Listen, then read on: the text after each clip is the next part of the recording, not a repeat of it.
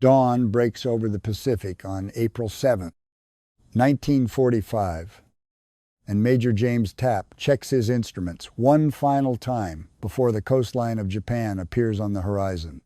Below him, more than 90 American fighters cut through the thin morning air, engines singing in perfect formation, wings glinting silver against a sky no enemy pilot has ever shared with them before. Somewhere ahead, radar operators outside Tokyo are staring at their screens in disbelief. Their superiors promise them this could never happen. No single engine fighter could cross 750 miles of open ocean and still have fuel to fight. It was a mathematical impossibility, a promise etched into the confidence of an empire that had never lost control of its own skies. In a minute, that promise will shatter in front of 100 Japanese pilots scrambling into the air. Men who trained for less than 50 hours and now face pilots who trained for 600.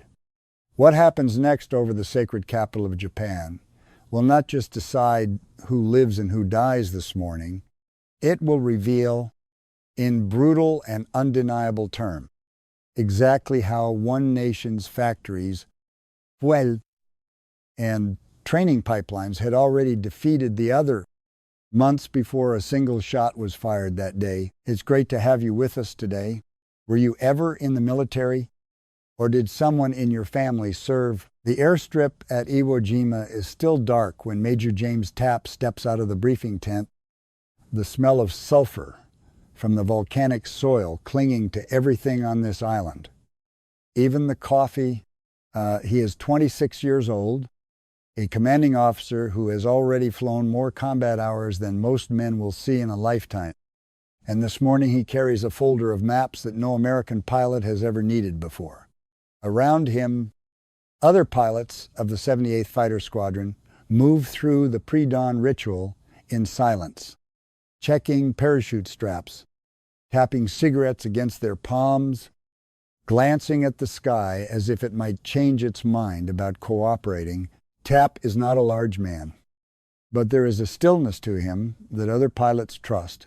Without needing to ask why, he has commanded this squadron long enough to know which of his men talk too much before a mission and which ones go quiet.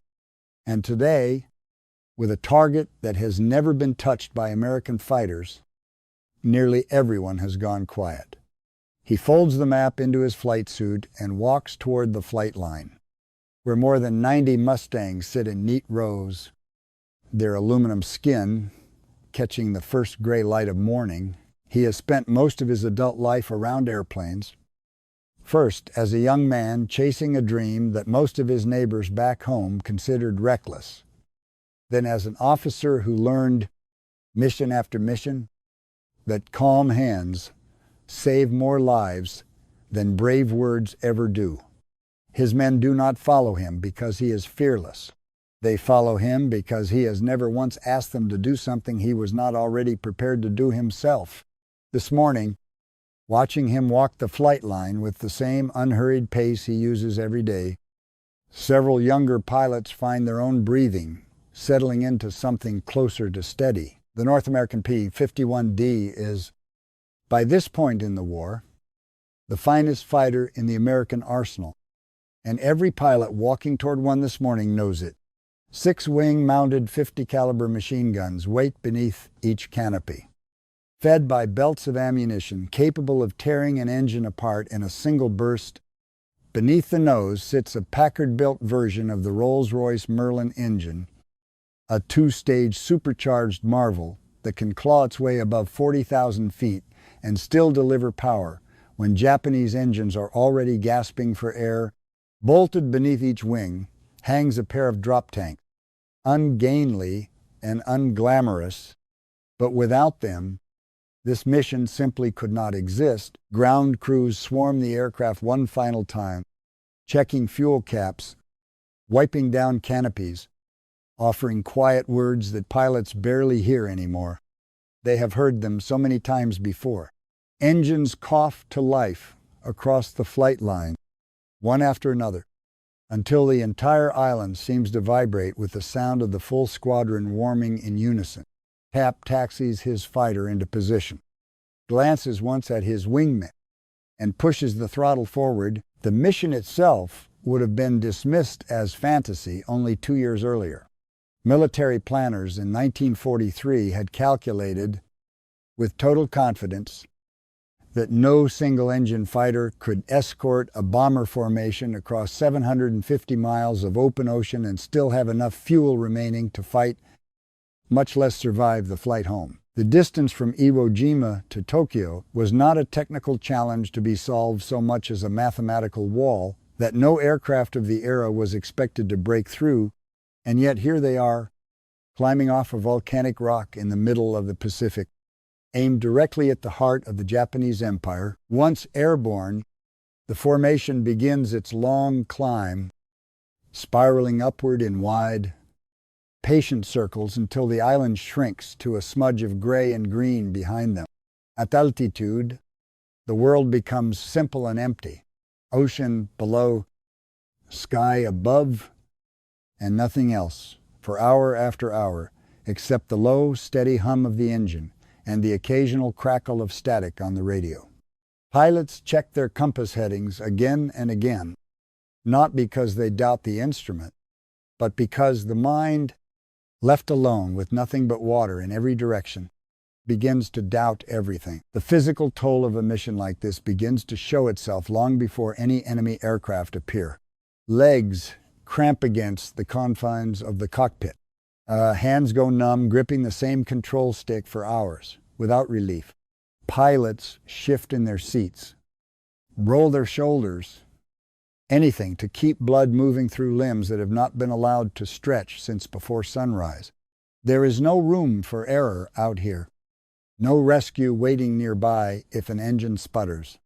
Only the ocean, indifferent and endless, stretching in every direction, somewhere behind TAP's formation. Submarines are stationed along the flight path for exactly this reason, waiting in radio silence in case a pilot goes down over open water. It is a small comfort.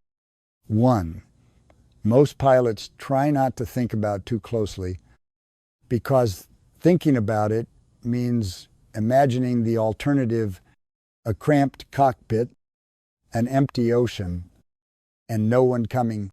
Better to focus on the instruments, on the wingman off the left shoulder, on the next checkpoint, marked in pencil across a folded map. The mind finds its own rhythm out here.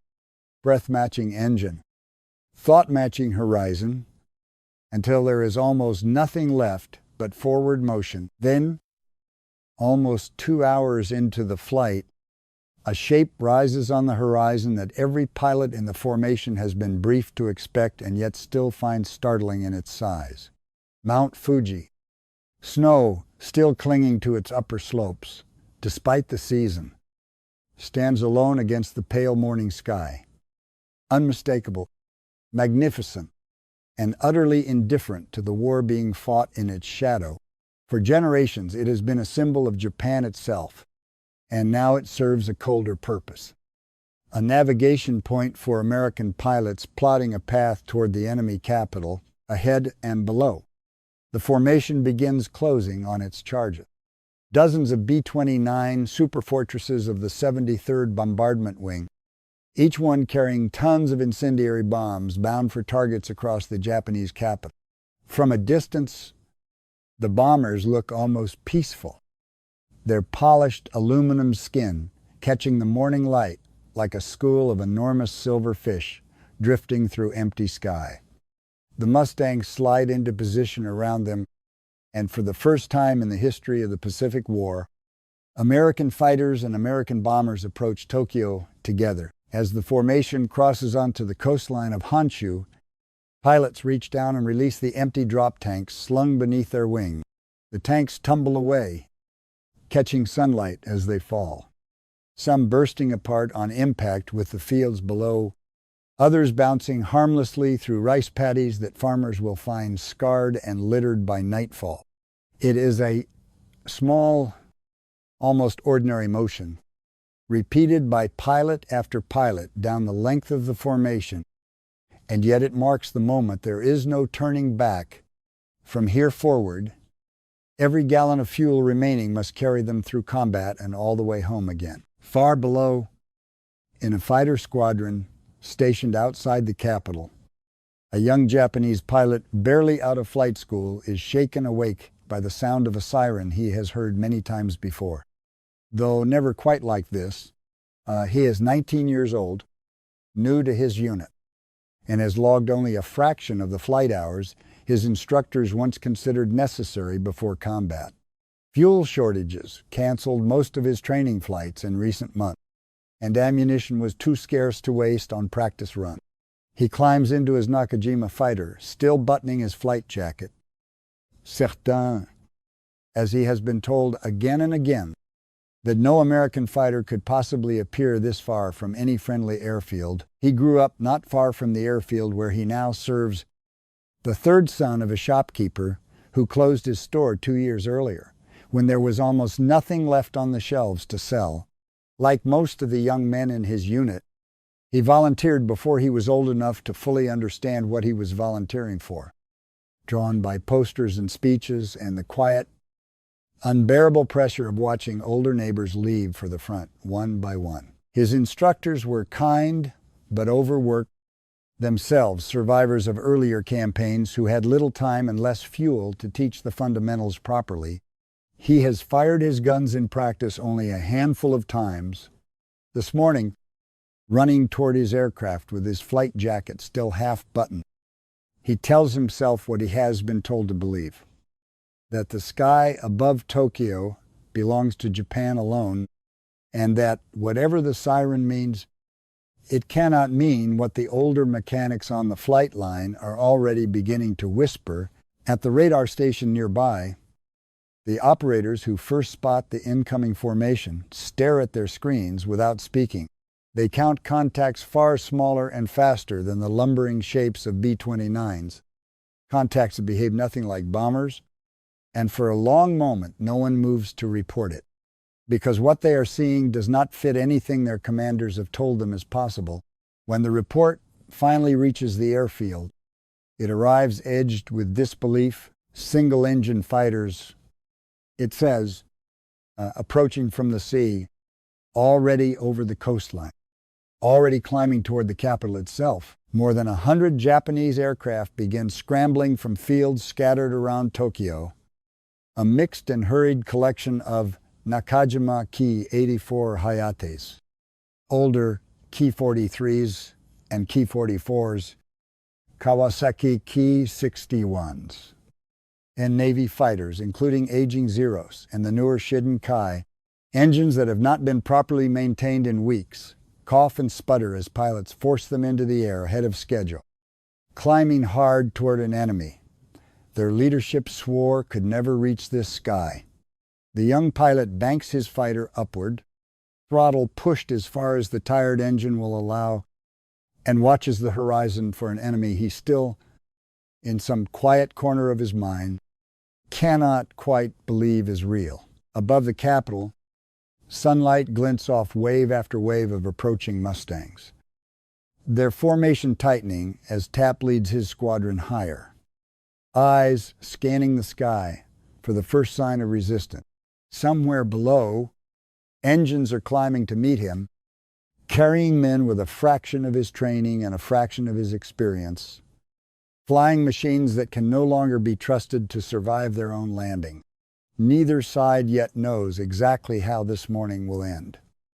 But both sides understand in the seconds before the first shots are fired that something in the war has just changed forever. Tapp sees them first as dark specks climbing hard against the pale sky, engines trailing thin streams of exhaust as they claw for altitude. He counts quickly, out of habit, more than necessity, and keys his radio with a short, calm warning to the squadron behind him. Bandits climbing, 12 o'clock high.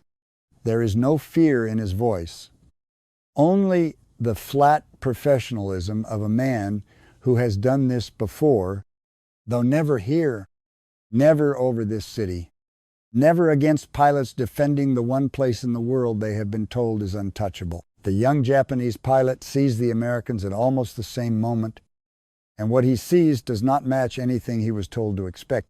These are not the carrier-based Navy fighters his commanders warned him might someday appear, fighters with limited range that could only threaten the coastline.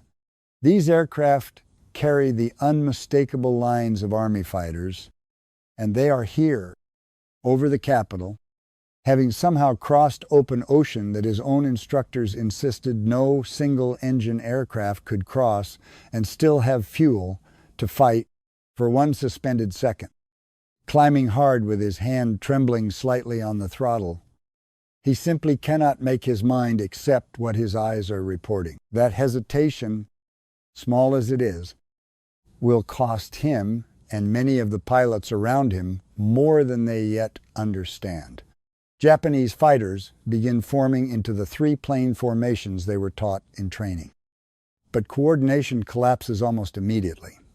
Flight leaders commit to attacks while their wingmen hang back, uncertain, watching rather than engaging. Some of this is inexperience. Some of it is simple physics. Aircraft running low on fuel before the fight has even properly begun. Engines that were never given the chance to be tested at full power before today. Tap watches the formation ahead of him fracture into disorganized pairs and singles, and he takes the opening without hesitation, diving through the gap with more than 100 miles an hour of speed advance, firing a short, precise burst, and pulling back up into the sun before return. Fire can find him behind Tap's first pass. The rest of the squadron peels off in pairs, wingmen sticking close as they have been drilled to do since flight school. Each pilot picking a target and committing to the dive before the moment of hesitation can creep in. This is not chaotic dogfighting in the way war films will later imagine it. It is closer to methodical hunting, altitude traded for speed, speed traded for a clean firing pass. Then a hard climbing turn back into the sun before the enemy can organize a response. Tracer rounds cut visible lines through the morning haze. And more than once, a Japanese fighter simply comes apart in midair, a wing folding away or an engine erupting into flame before the aircraft tumbles toward the patchwork of farmland far below. For the Americans, trained for exactly this kind of engagement across months of gunnery practice, the rhythm feels almost familiar, an extension of drills flown 100 times before, over practice ranges, far from any real danger. The aircraft climbing to meet the Americans that morning is, on paper, an impressive machine. The Nakajima Ki 84 Hayate carries heavier cannon armament than the Mustang, a rated engine output that rivals anything in the American arsenal, and a rate of climb that can, under ideal conditions, outpace both the Mustang and its cousin, the Thunderbolt. Japanese engineers built the Hayate as their answer to exactly this kind of threat, a fighter meant to restore parity in a war where parity had long since been lost. But the aircraft climbing over Tokyo this morning are not flying under ideal conditions, and have not been for a very long time. The engine powering the Hayate is a complex 18-cylinder radial fed by fuel injection and a supercharger that, in theory, should keep pace with anything the Americans can put in the air. In practice, Japanese factories building this engine are doing so under conditions that make consistency almost impossible. Bombing raids have disrupted production schedules for months. Skilled machinists have been drafted into infantry units to replace losses elsewhere, replaced on the factory floor by workers with a fraction of their experience. Quality steel and aluminum, once abundant, now arrive in irregular shipments of uncertain purity. The result is an engine that might run beautifully in one airframe and fail catastrophically in the next, built on the same line, inspected by the same exhausted quality control teams and there is no way for any pilot to know in advance which aircraft he has been given. Above 20,000 feet, the disadvantage becomes impossible to hide. The Mustang's two-stage supercharger compresses thin, high-altitude air in two separate stages, cooling it between each compression before feeding it to the engine, allowing the Merlin to maintain something close to full power at altitudes where other aircraft are already struggling to breathe. The Hayate's single-stage supercharger has no such advantage. Above 20,000 feet, its power begins to fall away. And by the time both aircraft reach 30,000 feet, the gap in speed and climb performance has become the difference between a fighter and a target.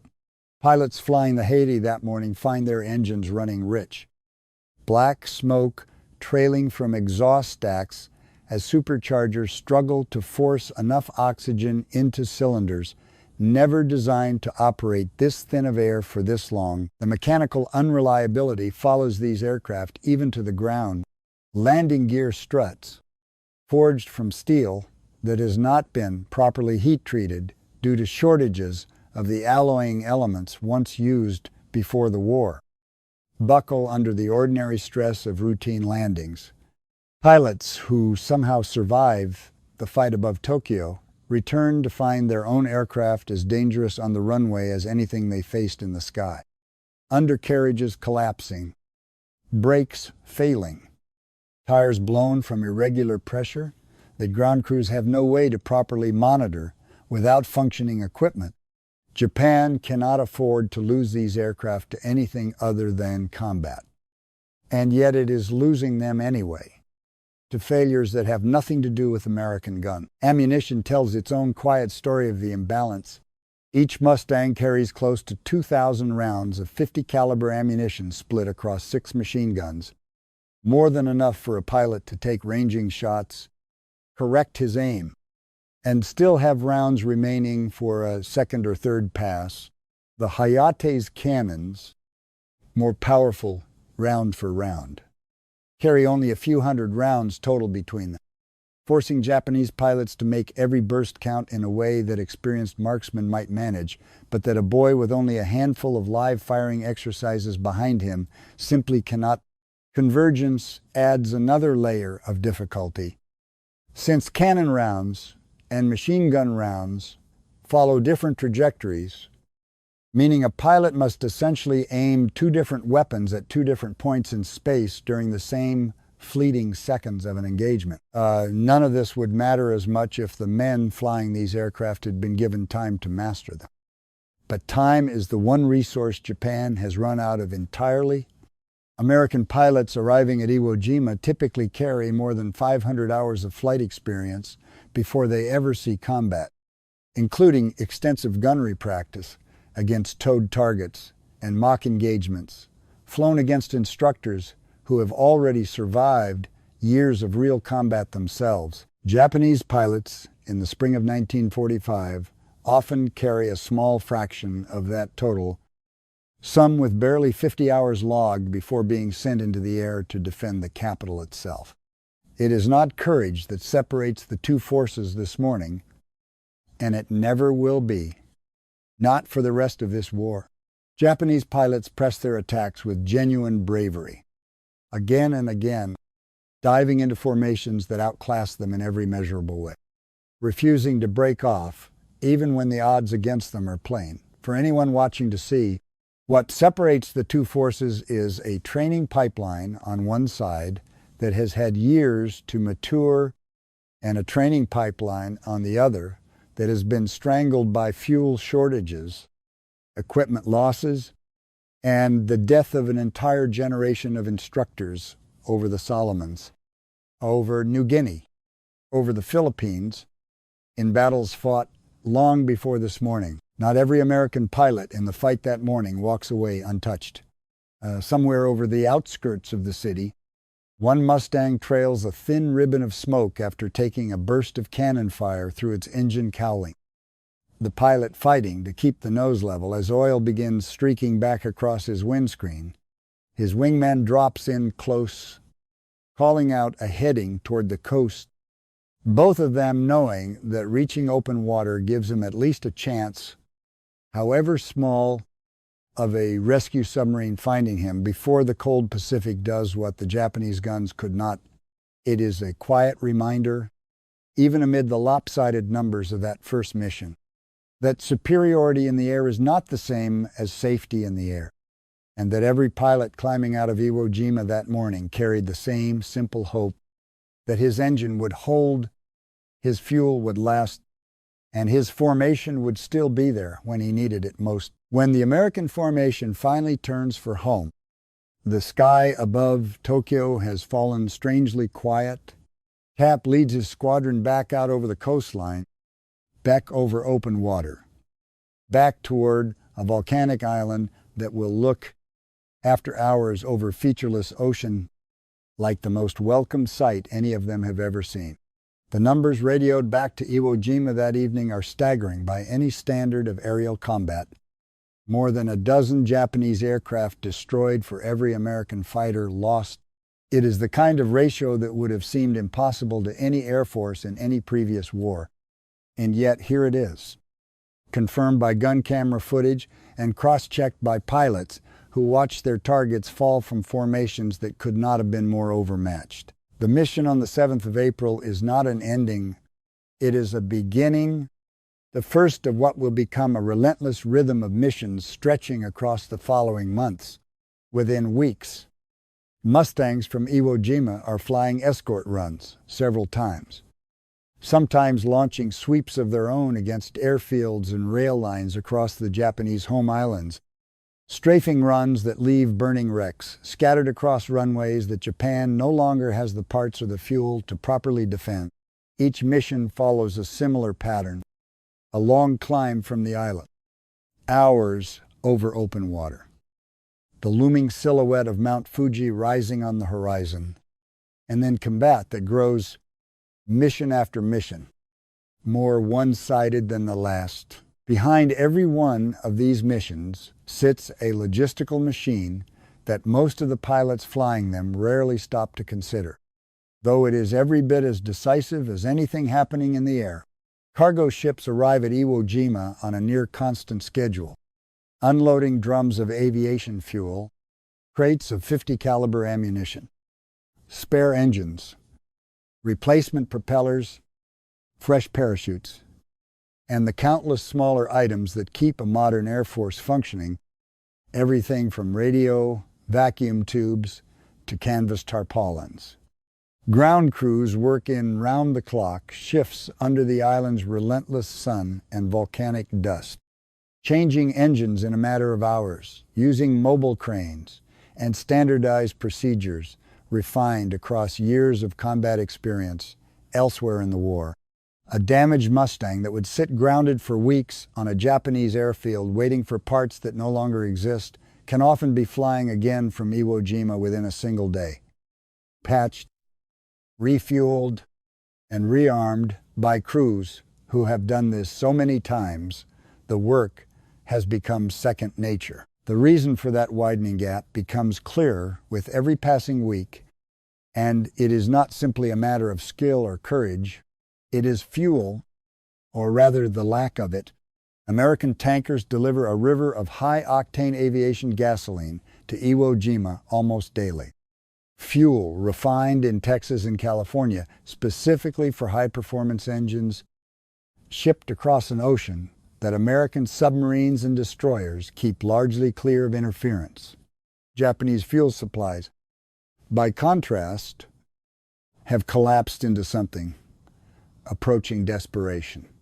Aviation gasoline that once met exacting standards now arrives diluted or improperly refined, sometimes supplemented with alcohol distilled from sweet potatoes or crude oil, extracted through a slow and inefficient process from pine tree roots harvested by farmers and school children, mobilized for exactly this purpose.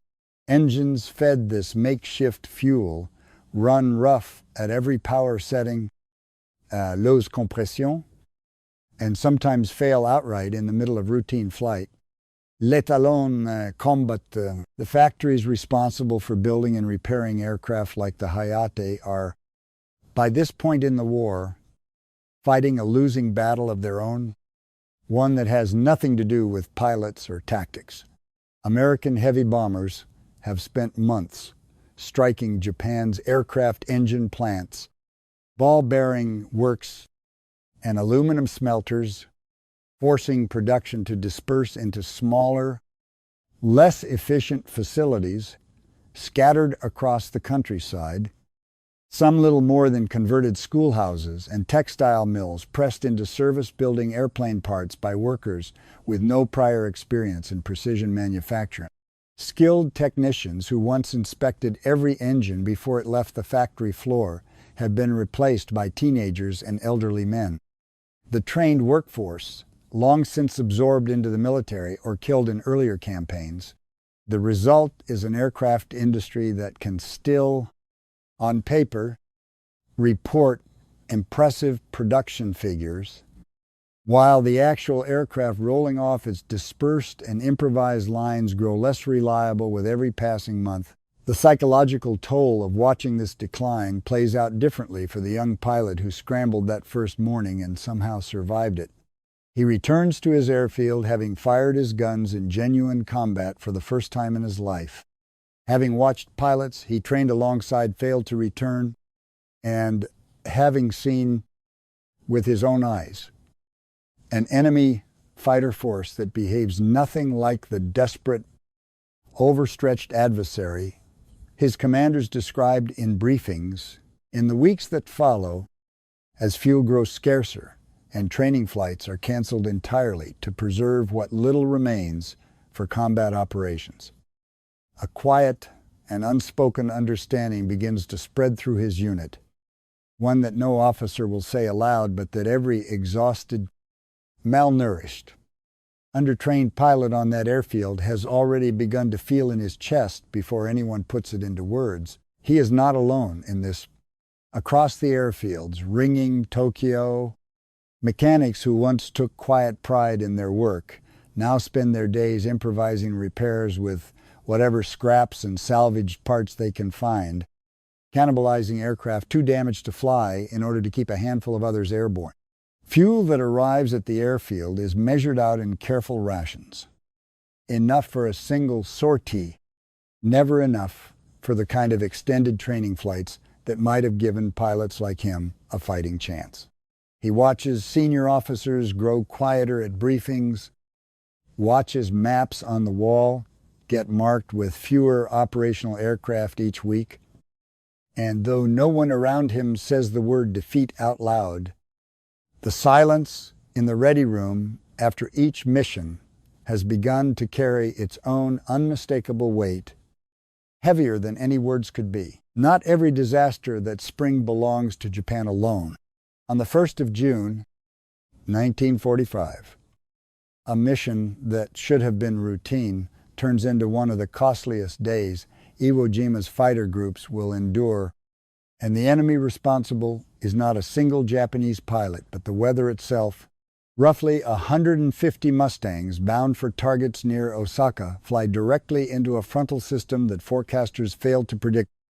Towering clouds stretching from near sea level to well above 40,000 feet, filled with violent turbulence and ice that forms on wings and canopies within minutes. Formations scatter as pilots lose sight of one another in the gray murk. Compasses spin without settling.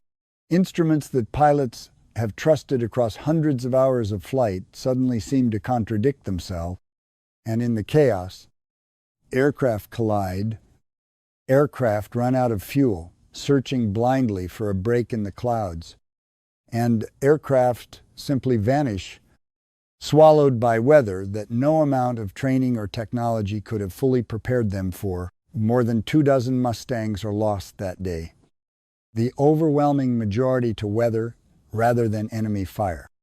A sobering reminder that for all its industrial and technological superiority, the American effort over Japan is still built on very long flights across very unforgiving ocean. Missions that ask ordinary young men to trust instruments and fuel gauges across distances where a single miscalculation means death, regardless of which uniform a man is wearing. Pilots who survive the day speak of it afterward in hushed, careful tones. A shared understanding that this war, even one so heavily tilted toward American strength, still exacts its price in ways no amount of horsepower can fully prevent. Some pilots that day described flying blind for what feels like an eternity. Wings rocking in turbulence, violent enough to slam a man's head against his canopy. Watching St. Elmo's fire dance blue and ghostly along the leading edges of their wings, while their compasses spin uselessly and their artificial horizons tumble. Gyroscopes overwhelmed by motion too extreme for the instruments to interpret. A handful managed to break out of the clouds, low over open water. Fuel gauges hovering near empty, and turn toward where they believe Iwo Jima should be, trusting nothing but instinct and the fading hope that their calculations were correct. Not all of them are right. Search aircraft combed the ocean for days afterward. And the island's small hospital fills with pilots suffering from exposure, having spent hours in life rafts before rescue submarines or flying boats finally located them bobbing in the swells. Back on Iwo Jima, squadron commanders write letters that night to families of the men who did not return. The same grim duty repeated after nearly every mission, regardless of how lopsided the day's results might have looked in the official tally. There is no ceremony large enough on this cramped volcanic island to properly mark each loss. Only a quiet space cleared at the mess tent. An empty cot in a tent that will be reassigned within days to the next replacement pilot flown in from Hawaii or the mainland. Tapp signed several such letters himself in the weeks following the first Tokyo mission, choosing his words carefully, aware that whatever he writes will be the last official account a family ever receives of how their son spent his final hours. It is a duty he never grows used to, no matter how many times the war demands it of him. Yet even a day like that, 1st of June, cannot reverse what has already become undeniable in the skies over Japan. Kill ratios that stood at roughly 12 or 13 to 1 on that first mission in April continue to widen as spring turns to summer. Some missions producing ratios of 20 to 1, occasionally higher still. As Japanese fighter strength continues to erode steadily under the combined weight of combat losses, mechanical failures, and a training pipeline that has essentially ceased to function in any meaningful sense, squadrons that began April with 3 or 4 dozen operational pilots find themselves, by midsummer, fielding only a handful of aircraft capable of flight on any given day, their ranks thinned not only by combat but by the accidents, the mechanical failures, and the sheer exhaustion that come from trying to fight a modern air war with a fraction of the fuel, the training, and the spare parts such a war demands. Replacement pilots arrive at these airfields younger and less prepared than the men they are replacing.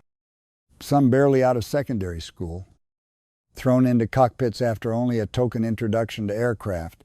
They will likely fly only once or twice before either surviving through sheer luck or vanishing into the same statistics as the pilots before them. The empire that once ruled the skies from Pearl Harbor to the Philippines can no longer reliably defend the airspace directly above its own capital, and every pilot on both sides of this widening gap understands exactly what that means for how much longer the war can possibly continue. Weeks pass, and the airfields ringing Tokyo grow quieter than anyone stationed there could have imagined only months earlier. Fuel that once, however scarce, still allowed squadrons to scramble in strength, now barely covers a handful of sorties a week. And much of what remains has been quietly diverted toward a different purpose entirely. Aircraft being fitted for one-way missions rather than the kind of defensive patrols. The young pilot once flew above his own capital. He watches training flights vanish from the schedule altogether, watches veteran mechanics siphon fuel between aircraft just to keep a single flight of interceptors airworthy, and watches with a kind of numb resignation he could not have imagined, feeling only a few months earlier, as the war he was raised to believe in quietly runs out of the one thing it needs most, simply to continue. He thinks sometimes in the quiet stretches between alerts of the confident briefings he sat through as a new recruit, officers explaining with total certainty that the home islands lay beyond the reach of any enemy fighter, that the ocean itself was a wall no single-engine aircraft could cross. He no longer hears those briefings given with the same certainty. The officers who deliver them now choose their words more carefully, speak more of duty and sacrifice, and less of strategy or victory. And he has learned to read the difference the way a sailor reads a change in weather long before the storm itself arrives. The improvised fuel now reaching his airfield tells its own story better than any briefing officer dares to. Barrels arrive labeled as aviation gasoline but smelling faintly of turpentine. Distilled through a slow and inefficient process from pine stumps harvested by farmers and schoolchildren, mobilized for exactly this purpose. Engines fed this substitute run rough at every setting, foul their spark plugs within minutes, and occasionally fail outright during nothing more demanding than a routine taxi to the runway. Pilots who once worried only about enemy fighters now worry with equal seriousness about whether their own engine will still be running by the time they reach altitude. In quiet moments between alerts, the young pilot finds himself doing something he never expected to do this early in his life. Writing brief, careful notes to his family, sentences that stop just short of saying outright what everyone on the airfield has already come to understand without needing to say it at all. The final large-scale aerial battle fought in the skies above the capital comes on the 10th of August, 1945, a fight that by any earlier standard of the war would barely qualify as a battle at all. American fighters sweeping the area encounter only a scattering of Japanese aircraft willing or able to rise and meet them. And even among those few, engines struggle, formations fail to hold together, and pilots break off engagements not from lack of courage but from simple mechanical inability to continue. What was once among the most heavily defended airspace in the Pacific has been reduced in the span of a single summer to something that barely resembles organized resistance at all. The empire that once commanded absolute confidence in its own skies can no longer reliably put a functioning squadron into the air above its own seat of government.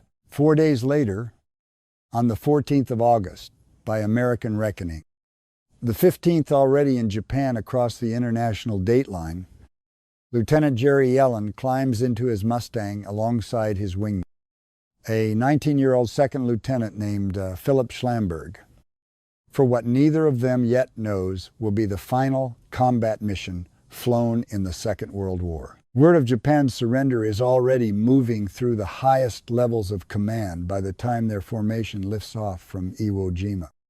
But the recall signal meant to reach every aircraft in the air that day never finds its way to their radio. Lost somewhere in the same tangled communications that have carried orders across this vast ocean for months, they fly on toward their assigned targets near Nagoya, knowing nothing of how close the war already stands to its end. Schlamberg is younger than most of the pilots in his squadron. Barely out of training himself, the kind of quiet, capable young man that older pilots like Yellen tend to look out for, without ever quite saying so out loud. He has flown enough missions by now to have earned the trust of the men around him, enough to be given a place on a mission as important and as ordinary as this one is meant to be. There is nothing about the morning that marks it as different from a dozen missions before it. No sense among the pilots climbing out over the Pacific that they are flying toward anything other than another routine strike against targets that have been struck many times already. Yellen and Schlamberg strafe their targets low and fast. The same disciplined pattern they have flown together many times before. then bank hard back toward the coast to begin the long return flight to Iwo Jima. Anti-aircraft fire rises to meet them, as it always does. A final, almost reflexive defiance from gun crews who may or may not yet know that their government has already agreed to lay down its arms, climbing into a bank of clouds to escape the worst of the fire.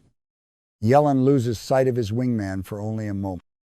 The kind of brief separation that happens on countless missions and almost always resolves itself within seconds. This time it does not. When Yellen breaks back into clear sky, Schlumberg is simply gone. His aircraft and his fate swallowed by cloud and by ground fire that reached him in the handful of seconds the two pilots were apart. Yellen circles back through the clouds, searching for some sign of his wingman, calling his name over the radio again and again. But there is no answer. Only the same steady static that has filled his headset across every long mile of ocean he has crossed this year. He has lost friends before in this war, has written his own share of the same difficult letters that Tapp and other commanders have written. But there is something different about losing a man on what should have been an unremarkable afternoon.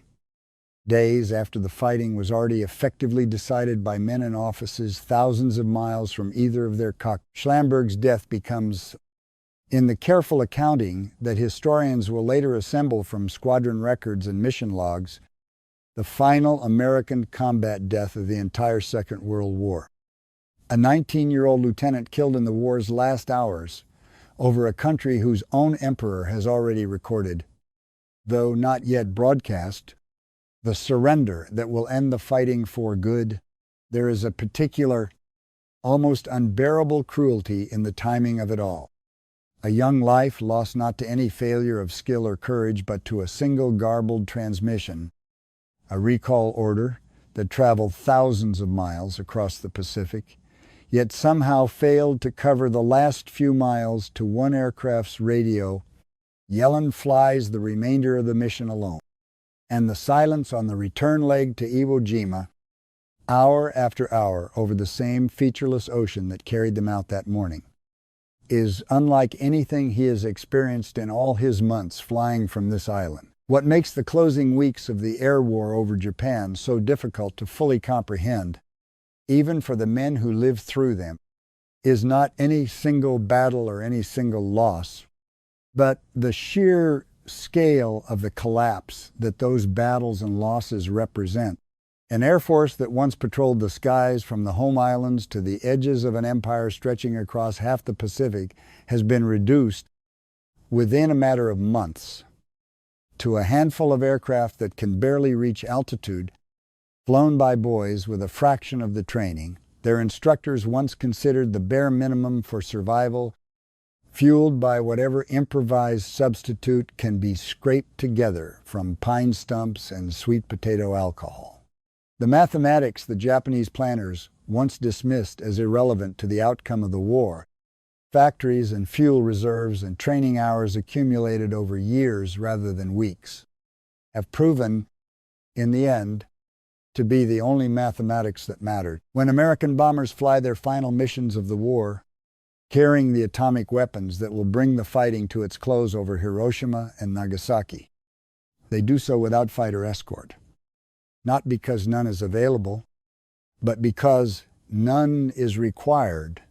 The skies above Japan, so fiercely defended only months earlier by pilots who genuinely believed their homeland could never be touched, now offer no meaningful resistance at all. The aircraft that once rose to meet Tapp's formation on that first morning in April, confident, despite every disadvantage, that they were defending something inviolable, have been swept from the sky as completely as any air force in history has ever been. Swept from the sky, not by any single decisive battle, but by 100 smaller mornings just like this one, each adding its own small weight to a collapse that had, in truth, begun long before the first Mustang ever crossed the coast of Honshu. Of the thousands of Hayatis built during the war, only a small handful survive today, scattered among museums that preserve them now as curiosities and reminders,